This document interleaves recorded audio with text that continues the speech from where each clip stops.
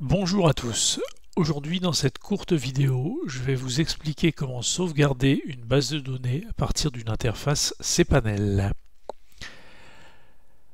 On commence par se connecter donc à notre interface cPanel et nous allons aller dans Base de données, phpMyAdmin. On voit qu'actuellement on a deux bases de données. Celle-là est d'origine créée par l'hébergeur. Et celle qui nous intéresse s'appelle C'est moi 59 en l'occurrence.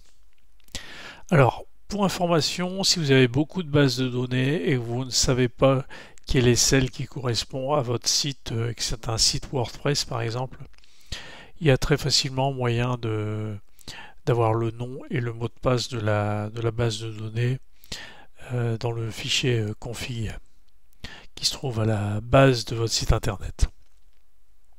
Donc j'ai sélectionné la base de données C'est moi 59 et je vais tout cocher afin de sélectionner tous les éléments qui composent la base de données.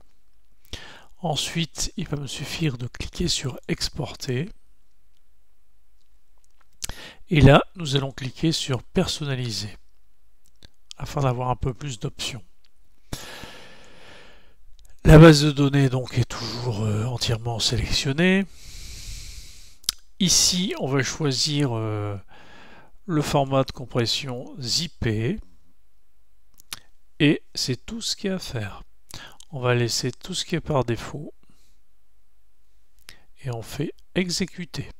Petite parenthèse, si votre base de données est vraiment énorme, vous avez possibilité d'augmenter cette valeur, mais en général, ça suffit largement. Je clique sur exécuter. Et là, il me propose d'enregistrer donc le fichier sur mon ordinateur. Il l'a appelé C'est moi 59 test SQL et .zip puisqu'il est zippé. Ça y est, c'est fait. Vous avez sauvegardé votre base de données. Donc vous voyez, c'est vraiment pas compliqué. Remarque importante, si vous souhaitez faire une sauvegarde totale de votre site internet, il faudra, en plus de la sauvegarde de la base de données, effectuer une sauvegarde par FTP de tous les fichiers qui composent le site. Voilà, cette vidéo est terminée. Merci d'avoir suivi.